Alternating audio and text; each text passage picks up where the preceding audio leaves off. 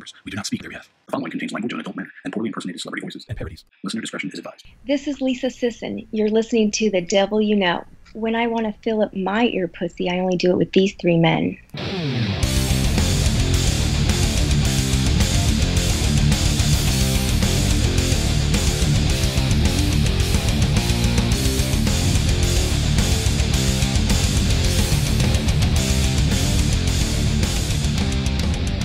Howdy ho, y'all. How y'all doing out there, Kate? What's up? I'm starting to practice my southern drawl for next week. That's right.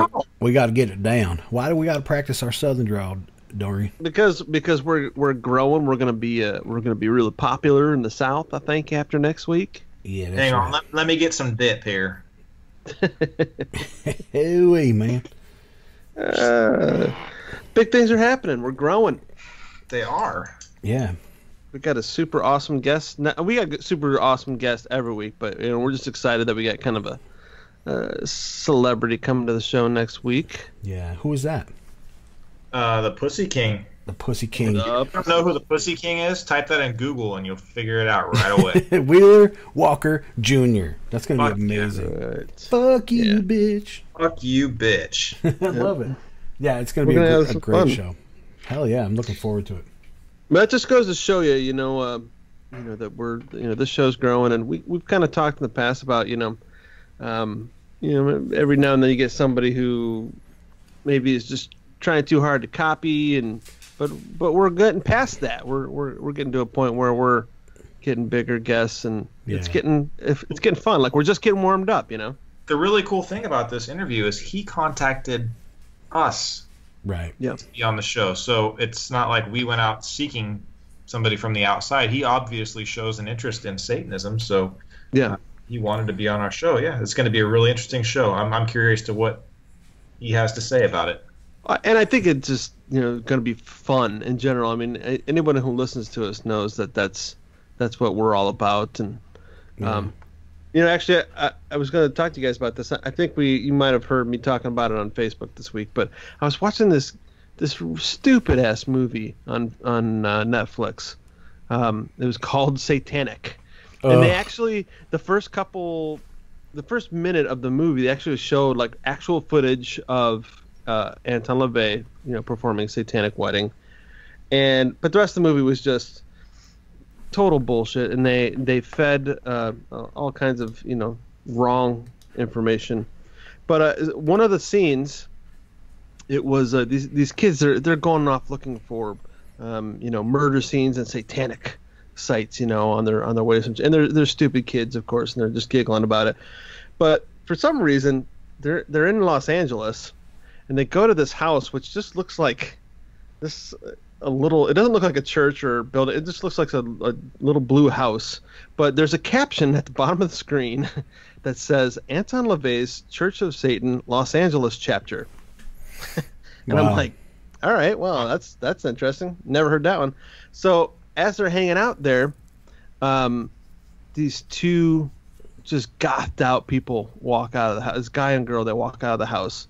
And the kids are trying to ask these, I guess they're supposed to be Satanists, questions, and they're just like scowling, and they're just like hating life, and they spit at the kids and stuff, and of course, like just that whole misconception of what Satanism is about. Like I don't really know any too many Satanists that are really that angry, and they're mostly like, I was just thinking, like, if that was, obviously it's all a ridiculous fiction of a place and movie, but if that was a real situation and like the three of us were walking out, those kids would see us probably laughing our ass off about something, singing a Steel Panther song or making jokes about something, and we'd probably say, hey guys, what's happening, as we walk past, whatever. Like it's so strange to see that kind of presentation, and that's what we're all about, having fun. Yeah, you watched it a lot longer than I would have. Oh, I didn't get too far into it. I kept hoping it would just be an interesting movie as far as the horror aspect, but it wasn't. It was terrible. Ugh, yeah. Terrible. Well, we've got a couple emails, guys. I've contacted. It's nice to get some emails, but a couple of these kind of stood out. I wanted to just address them because they had a lot to do with episode 89. That was Blanche, correct? Correct. Yes. Yeah. Okay. So let me read this first one. It's from Jesse, and I'm going to read it. I always read it how it's written. So Jesse's girl. just Jesse. First, I want to thank Jesse for listening to the show and sending this some words on it. It's awesome. But it says, "Hey guys, I'm loving your podcasts. Hearing the diversity of all the Satanists you bring on, as well as the stories from all of your guests, is very entertaining and informative. I've only pretty recently picked up the Satanic Bible for the first time, and your podcast really is a great way to clear any misconceptions about Satanism in a helpful and fucking hilarious way. I just finished your most recent episode 89, and a lot of what John H. Shaw says about not tucking your Baphomet away hit all the right keys with me as both a Satanist and a transgender dude so much. I just had to fucking write a goddamn email about it. You rock. Here's a picture of my cat as a show of appreciation. Also, she's cute as fuck. I like sharing pics of her. Hail Satan." And I'll show the cat on the screen on YouTube right now. Now I have to ask, Jesse, yeah, but that could go either way. That's what I'm saying. If you're a transgender dude, does that mean you're dude leaving that, or does that mean you're becoming that? Yeah, Jesse, write back and explain Jesse that. Could please. be either way too. The name Jesse is not like Sue, so like I know it's like saying Pat. Oh, great. I don't know. It's just Pat. Yeah, just for our own clarification. Yeah. Right. What does transgender dude mean? But no, thank you for your email and hope to hear from you soon, Jesse. Thanks for listening. Yeah. Oh yeah, Appreciate that.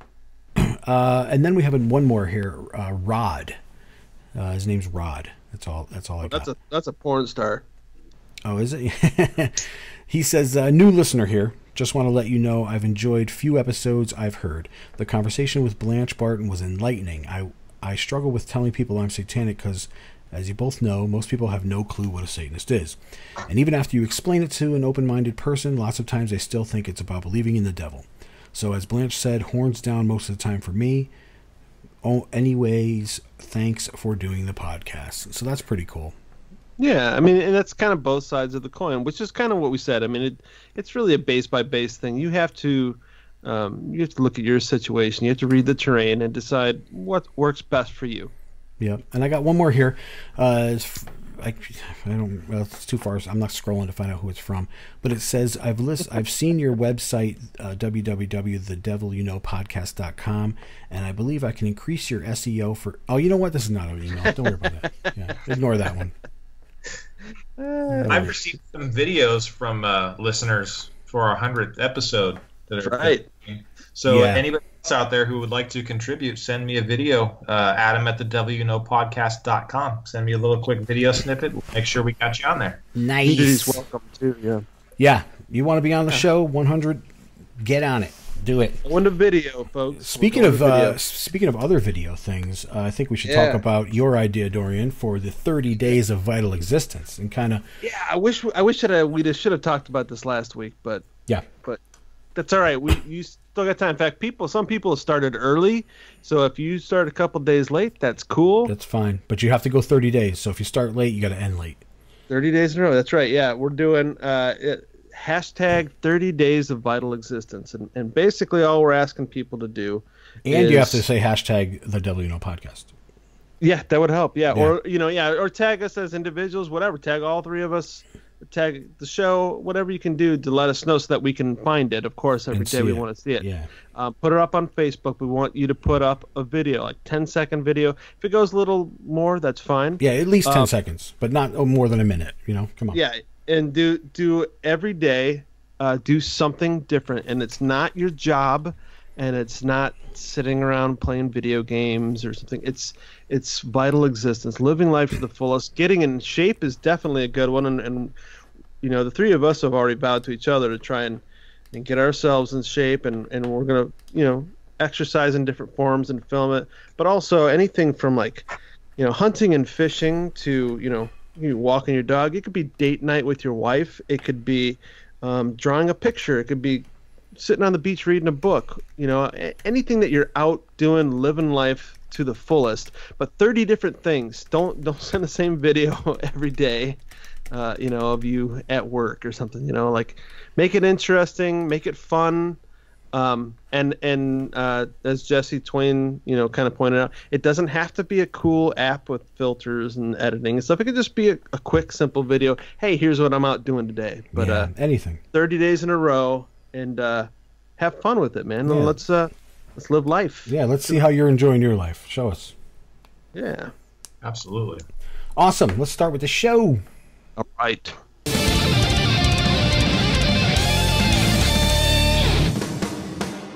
Third Side presents Real American Pseudos.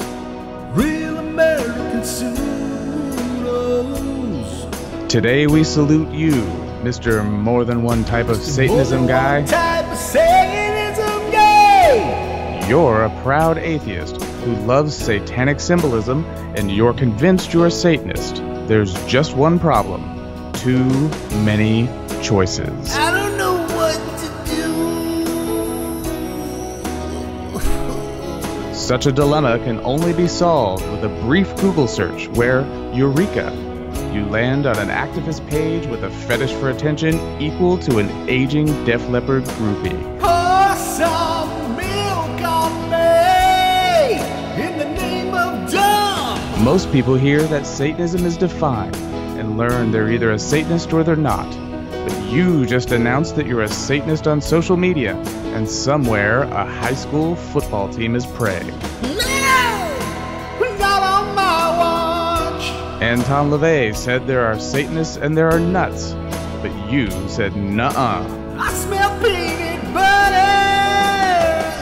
So here's to you, oh philosopher of the phony. Bust open a pack of gym socks and rub one out, because even though someone thought of it first, you can always ride coattails and call it evolution. It's the many types of Satanism guy. Yeah, right. Third Side Network, the Devil You Know podcast.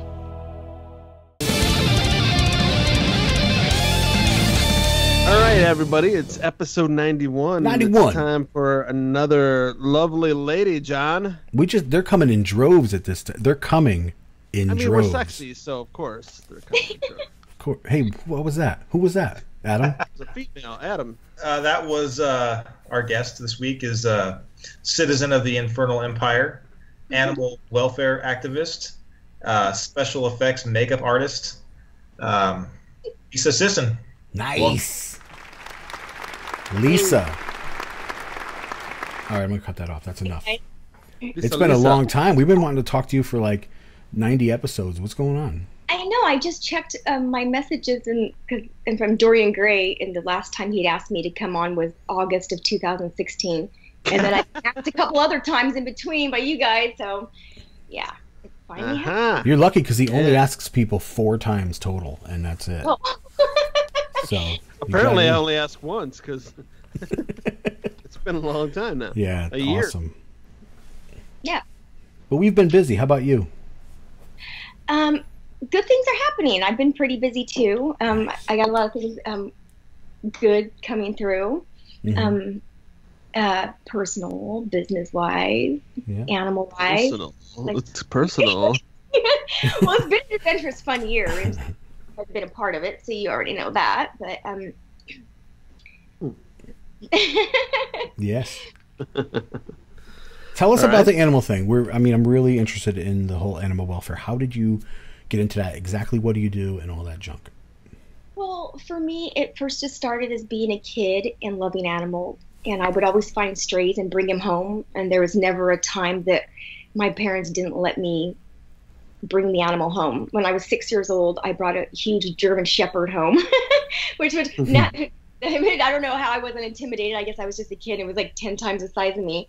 And I named it Thunder, and that was like in the 70s.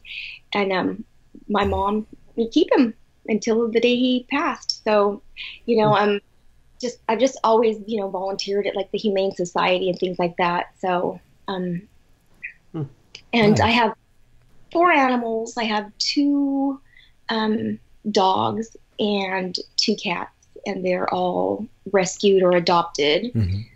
I never go for to a breeder or try to get a puppy or a brand new kitten, because there's so many animals out there in need that are going to die. You know, I take what others throw away. And so, and my dog Milu, he's my pit bull that he's just a bait dog in dog fighting, and I've had him for 7 years now. So yeah, and my newest one is Benito. He's a little Chiweenie. Do you know what a Chiweenie is? Absolutely not. No, John's got one in his pants.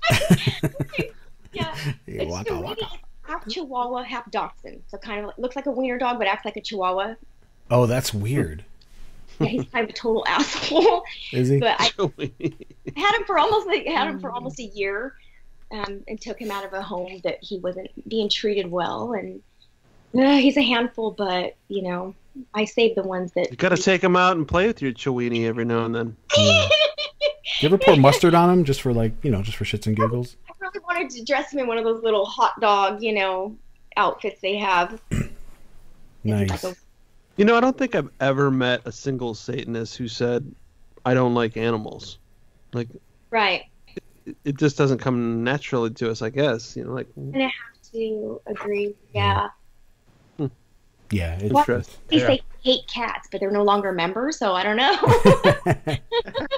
Do you ever bring home like wild animals, and your parents were like, "Yeah, keep it," like a raccoon with mange, anything like that? No. It's all gnarly looking. I used to bring home wild animals, not any with mange or anything, but I mean, when I was a kid, I brought home. We raised a mourning dove, baby rabbits, all kinds of shit. I'd just bring them home all the time. I used to bring home wild animals. My mother kept kicking them out, saying, "Get out of here, you whores." I know. I knew you were going to say something like that. She tried to toss hot water on them. It's weird. Like it's a hose beast, Mom. I brought a bullfrog home from a golf course one time as a kid and put it in the bathtub, and it jumped in my parents' bed at night. That's how they found out that I brought a bullfrog home. Nice. Well, at least he didn't try to fuck it like I saw a monkey video do. He's like, that was gross. Who? Did you guys see that? I saw a monkey fuck a frog in the mouth. Killed it. What? Look at it. It's on YouTube, dude. Like that. I think I've seen that one. Oh man, he just took it. He's just like, he force fucked it like that. Yes. Oh man, he just got down with it. It was brutal. That's terrible. It was borderline abusive. That's weird. You need permission to force fuck Mal. Yeah, totally. Got to breathe every once in a while. Jeez. Even an amphibian. So monkey didn't give a shit though, dude. Didn't just did his thing. Just going to town. Brutal. He was like Bill Cosby. Puddin'. It was just nuts. Do it. Fuck it. Do it. So awesome. And your pit bull, you said he was involved in like dog fighting? Yeah, he was used as a bait dog in dog fighting, which is the dogs that refuse to fight, the ones that are the gentle side. Then they throw you in the pit and let other dogs practice on you. So they usually remove like a fluffer in porn, right? Yeah, but that's messed up because it's an animal. That's fucked up, man. Yeah. Real messed up. So, yeah, and that got me involved in pit bull, advocating for pit bulls and raising and just I foster dogs sometimes, but usually if I bring an animal home, I want to keep it. Yeah. So it's try to foster an animal because I want them all. Well, that's what you did with Brent, right? You're like, he's cute. Can I keep it? He knows I'm kidding. Didn't he try to pee on the side of your house, though? Oh, really? I can't put that in the show. That's messed up. Yeah. At least he can. I want to hear about this later. Why not? Andrew Rawson pissed on the side of your house. It's on video. Yeah, everybody was telling me that Andrew peed on my side of my house. I got it on video. And then Brent came up to me and he's like, "Hey, John, you mind if I take a piss on the side of your house?" I'm like, "Why? Why would you do that?" I look, I'm like, the bathroom's right there. He's like, "Oh, okay," and he just goes into the bathroom. And I'm like, I thought he might have been fucking with me, but I think he was dead up, dude. Yeah, No, yeah, that's what we do out here. We we do pee in the yard. I can't believe I just said that. Well, yeah, I mean, I lived in Mississippi and there was not a house around for miles, and I would just get up in the morning and walk out the sliding glass door and whiz. I mean, there's nobody around. Yeah, there was a couple I'd never met before last summer where they came over just to say hi. They were walking through the neighborhood, and we're having a conversation. The girl walks away into the corner of the yard and pees right in front of everybody. I mean, she was hot, so I didn't mind. And did she squat? Yeah, totally. What, did she squat, or was she going for like distance? No, she squatted. Oh, okay. So it didn't bother me none. That's awesome. Yeah.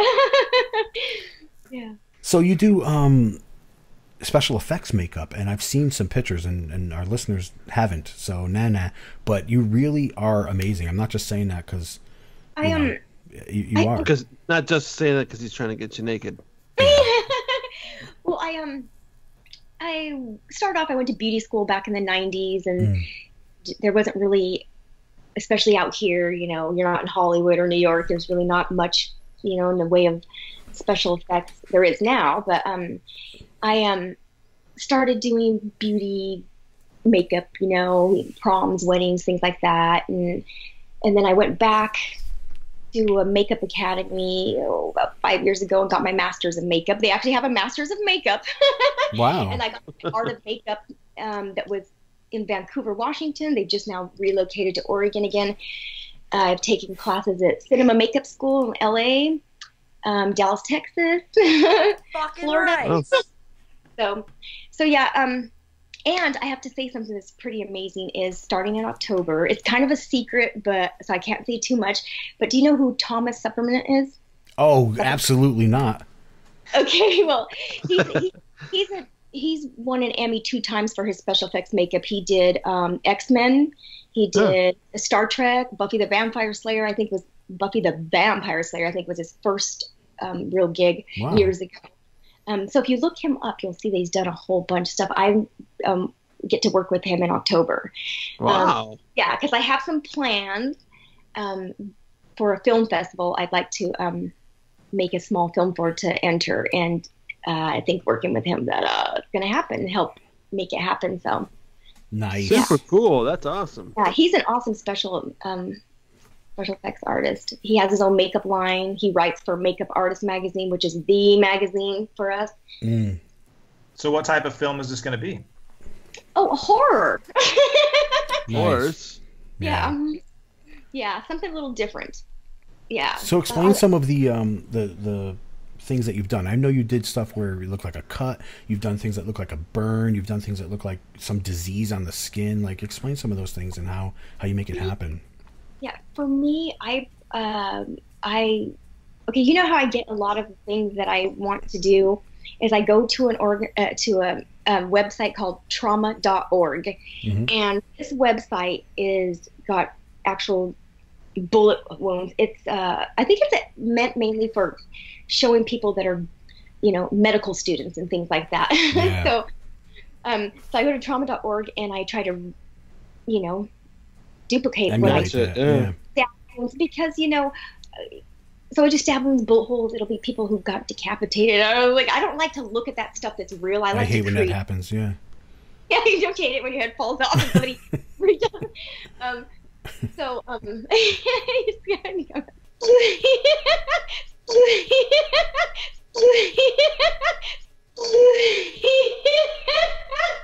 fire. There's all kinds of products to use, things that may or may not be available to the public. One of my favorite things to use is actual mortician's wax. It's a product that won't fail you. They use it. It's for embalmers, morticians to actually use to recreate people's faces that might have been burned, whatever. Yeah. So it withstands heat, moisture. You can put makeup on top of it. Can you use that for your penis to make it look larger? You could just pretty much cast anything. And if the sex is hot, then it won't melt. Can you send me a 5-gallon bucket of that? They come in mini canisters, and they're like $45. So 5 gallons, you're looking at quite a bit of money there. So it's good for one session then. I got you. let's move on. Yeah. So awesome! It's going to be like a horror movie. Is it going to be like zombie or specific, thing or what? I like the kind of gore that I like the most is slasher. Yeah. Something that will make you just burst out of blood. Nice. So like Hostel. Remember that doing movie? a short film? Is that what you said? Well, yeah, it would definitely be something like that. Okay. Nice. I'm just thinking we'll be another couple months here. We'll be going video. So. Yeah, you got to come back on and show some of these things, or send me pictures like now that I could put up during the show for people to see like stuff you've done. That would be, they would appreciate that. I don't know how to do that from here. No, not right this second. No. Okay. Later on, after you okay take a nap or something, you get up, you be like, hey, I got to email Johnny's pictures, something like that. But one of the things of being able to do special effects makeup is not being able to enjoy movies as much. Whenever I watch a movie, even if it's a really good one, I'm just like, what? That's not realistic. I could do better than that. Oh, that's so cool. When it comes to blood effects, I have that down. And I have yet to see any movie, anybody who can do blood like I can. And burns, I can do burns, I get that way when I'm watching porn. I'm like, I could do it better than that, It's just crazy. But you can't, though. Yes, I can. There's a group book that's run by Tom Savini. There's a few of them, but this one is actually his. And like 2 years ago, I uploaded some of my work on there, and he said, outstanding. So Tom Savini said I was outstanding. Sweet. Yeah, I know who Tom Savini is. Actually, John actually was telling us before the show that if he ever did any kind of movie himself, that he would want you to come down. Oh yeah.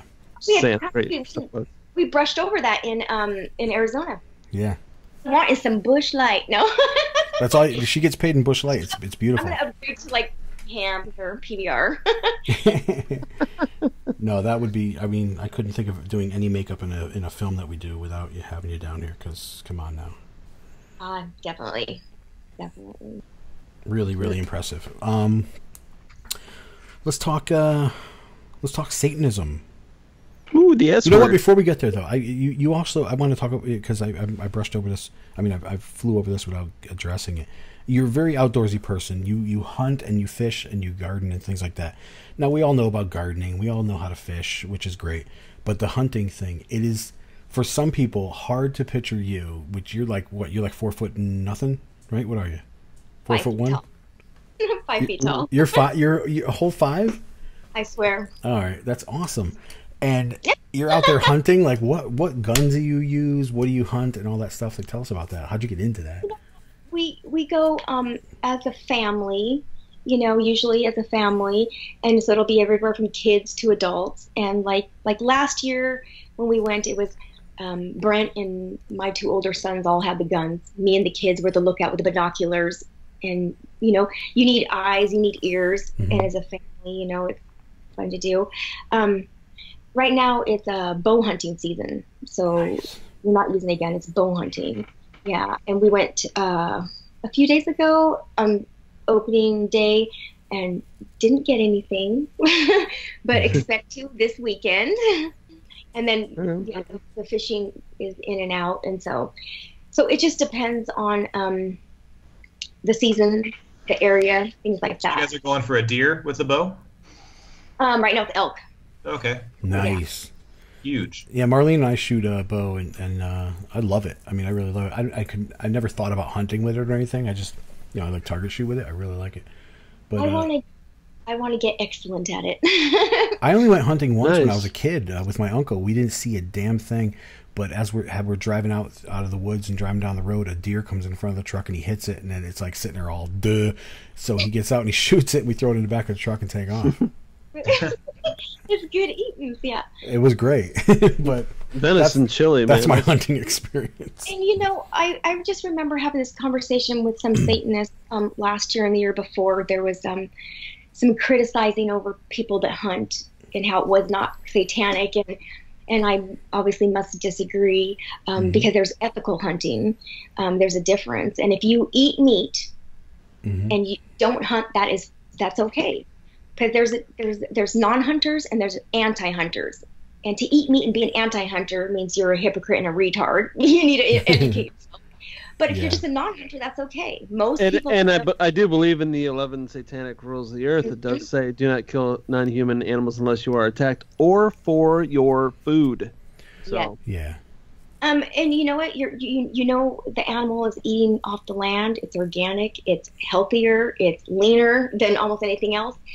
Animals like from restaurants that you could get in a grocery store, the cows, the chicken, the pigs. Yeah. I don't like to eat any of that stuff.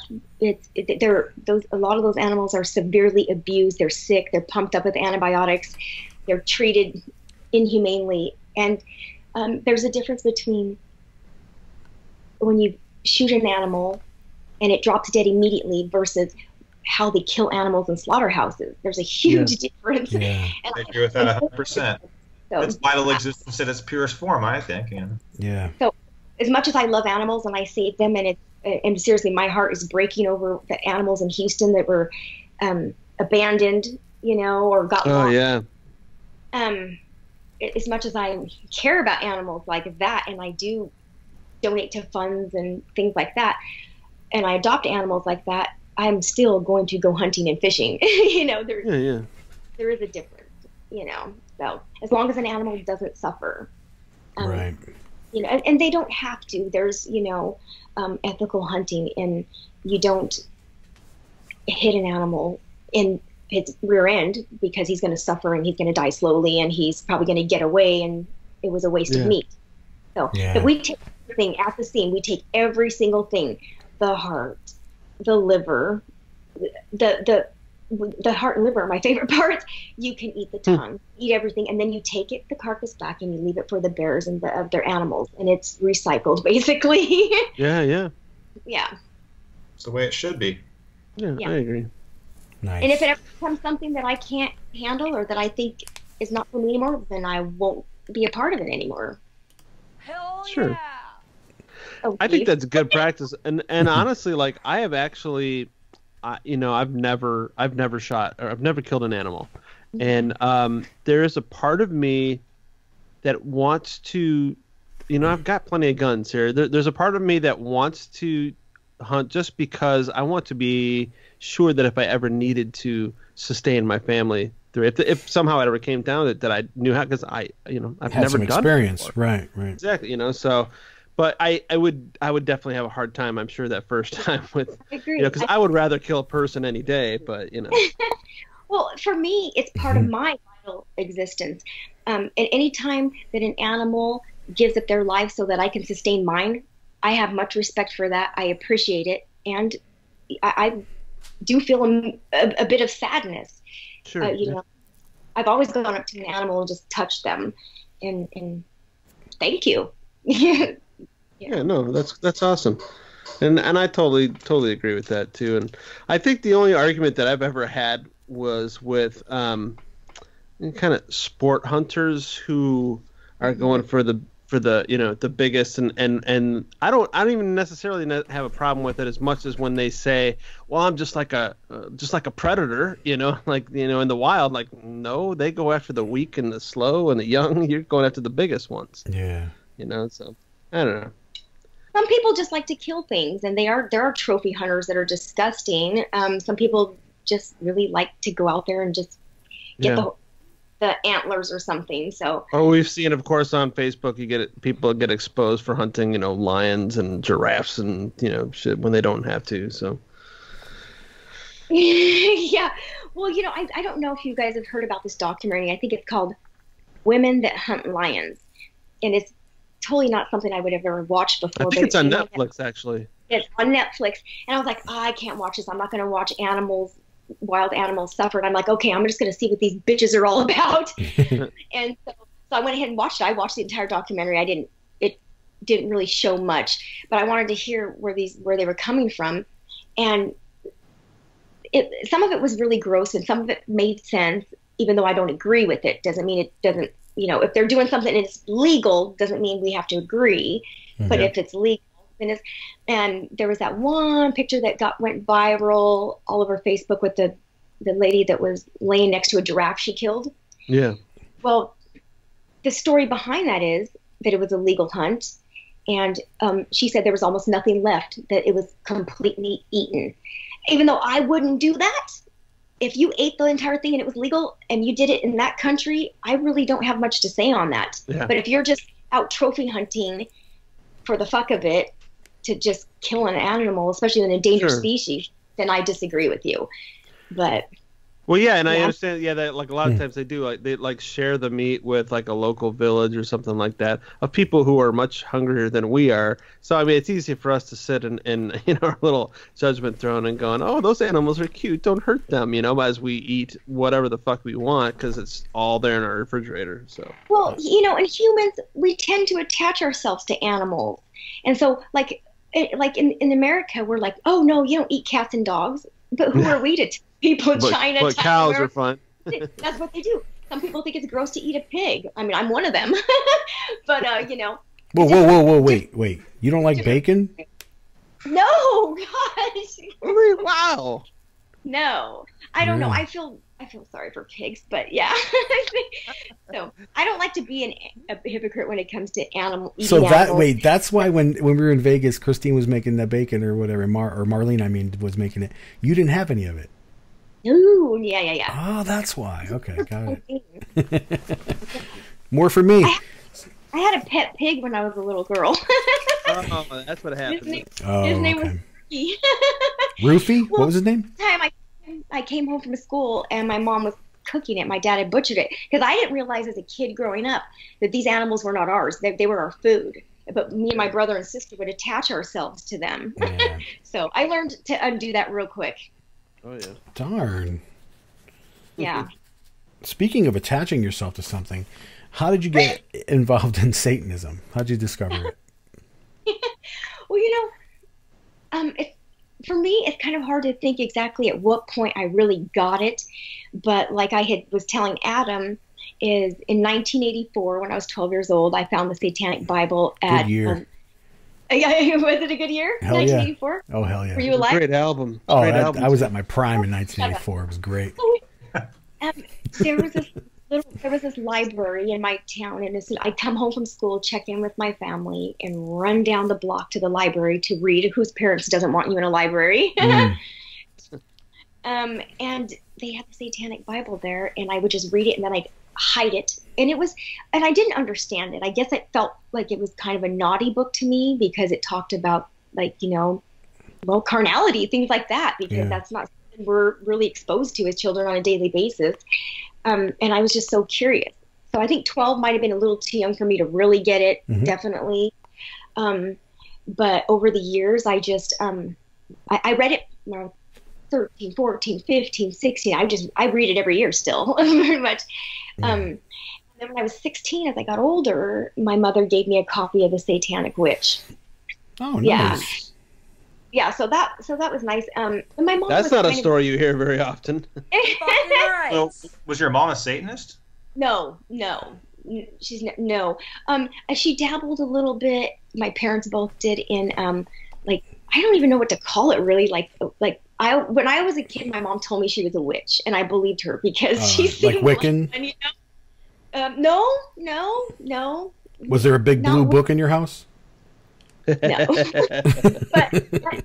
but now I tried to classify her. I called her Wiccan the other day, and she's like, I'm not fucking Wiccan. Whoa. Buckland. I would say that my family was kind of on the alternative side and allowed us to. I didn't grow up in a religious family. I didn't have anything forced on me. Just more open-minded. Lucky. Yeah. And to this day, when my mom sees anything she thinks might be satanic, she buys it for me and brings it to me. And you're like, Mom, the coloring book is not what I wanted. She was at a garage, or not a garage, like at a thrift store, and she's like, "Oh, I got you some of those Baphomet things you love." And when she brought them back, it was a pentacle and the Star of David. She like shapes, I guess. 5 points, Mom. 5 points. But it's nice to have a family. Like, this isn't Baphomet, this is Goldberg. Yeah. But it's nice to have a family, an extended family that doesn't judge me And if they did, then I would just drop them. I don't have to hide myself around my family. And when they come into my house, I don't hide anything. Nice. That's beautiful. And I know that's not a luxury everybody has, but I don't like to have to tuck my Baphomet. Some people live in that situation where they place themselves in and they have to tuck it. It's crazy to me, but yeah, no, I get it. That's awesome. How about friends? How about like friends growing up and stuff? How old were you when you first took the title of Satanist? When you said, "Hey, I'm a Satanist"? I've worn either a pentagram or a Baphomet around my neck since I was 16 years old, and I'm 45. I mean 25, but 25 now. Yeah, so it's been a few years. Embrace that left-hand path, but to actually be able to say that I felt that I was a Satanist, it's hard to say exactly what day it happened, when it exactly happened. It was when I was 19 that I really, really took it serious, and I was like, those are my people, those I need to connect with. So, yeah. So do you have any friends that you told and they were like, treated you differently or no? I've never told anybody anything, and nobody has ever asked me. It's just been so open that it's just there. Yeah. And so if anybody has any questions, they could ask, and really nobody does. So, I've never shocked anybody, I don't think, because everybody's always known how I've been since I was a teenager. I've always been into these certain types of books and always into all things witchy. So, did you ever have like a job or anything where that was like an issue? No, because I don't just put it out there in front of everybody, but if they know, they know. I don't try to hide it. I realize that hiding it doesn't really help anything for me. Right. So it's not on your resume then? Yeah, but I can tell you, being involved in animal rescues and with animal shelters and being a volunteer, the first thing, if people catch on to that they think of, what is the first thing they think about a Satanist? You sacrifice animals.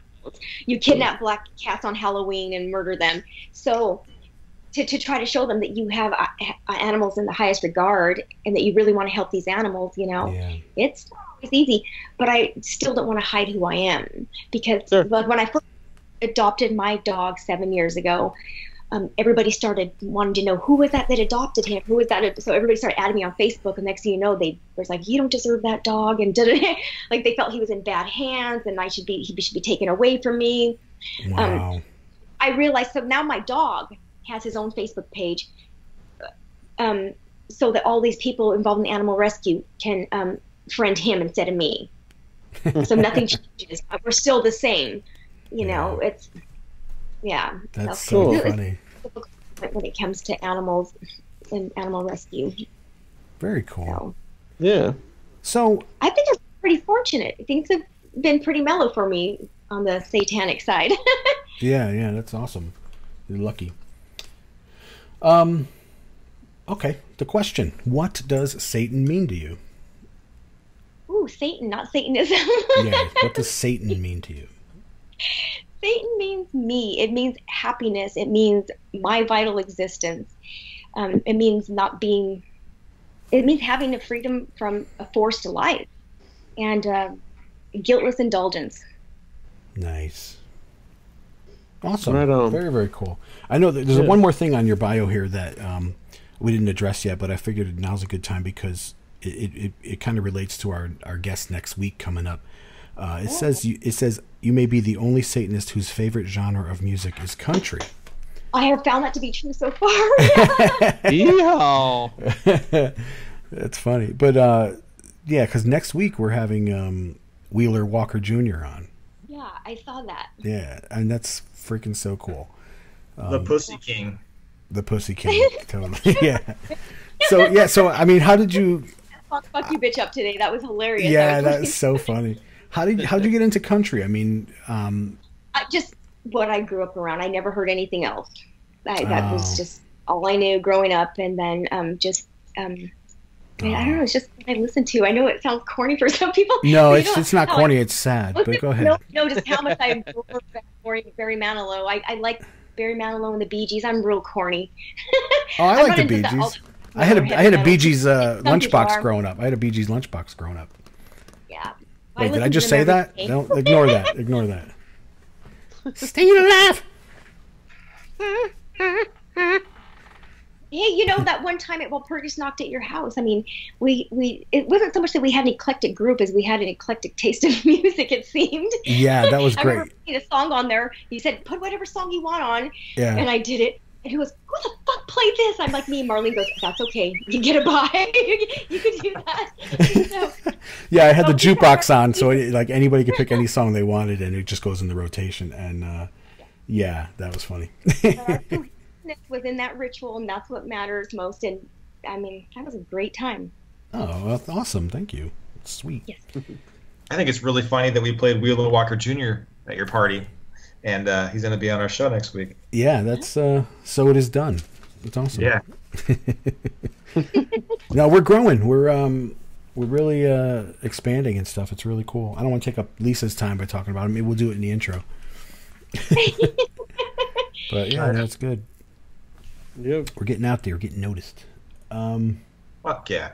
Lisa, I don't want you to go, you know, but I have so much fun talking to you. I miss you guys.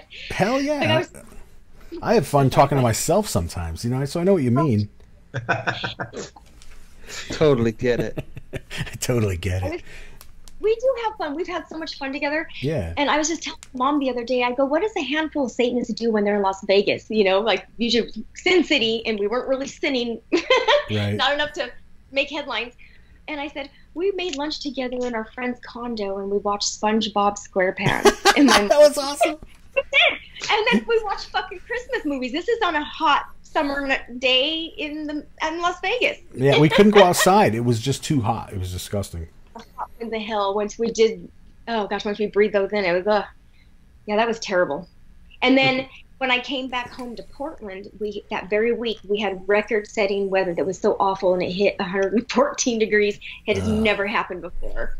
So I brought that back, I guess, from Vegas. Because it got cooler here for a while. No, we had fun. It was a really great time. You're a fun person to be around, a joy. Well, we'll all definitely meet up again. Oh, yeah. We're going to go to, I think Adam's having a party, aren't you, Adam? Yep. Yeah. Oh, yeah. What kind of party? Yeah, what kind of party, Adam? It's yet to be announced, but we're just set your calendar for Walpurgis Nacht and expect to be in Roseville, California. Fuck yeah, nice. dude. It's going to be good. I'm bringing my altar up there. Fuck yeah. And Lisa can lay on it. Oh, yeah. You're going to be our nude altar next year, right? Just say yes. Got to audition. Yeah, you got to audition. Audition. You guys. And go. Whoa, Lisa. That's awesome. Yeah, right. Thank You're you. funny. Oh, man, wow. Wow. Wow. Beautiful. Beautiful. Just not being able to see you guys on the screen because You've got the gig. look at Dorian. He's crazy though. No, I can see Adam. You guys were shut the cameras off for bandwidth, right? Yes, Okay, exactly. I forgot. That's what we tell everybody. Exactly. Okay. Because not like I just knew that. Adam had told me that in a message. You guys are Hey, crazy. John's naked. That's gross. Come on, John. Well, I'm just shirtless. What's the problem? Don't stand up. Yeah, stand up. Don't stand up. Oh. I'm not gonna. I got underwear on. It's all good. I look like Conor McGregor.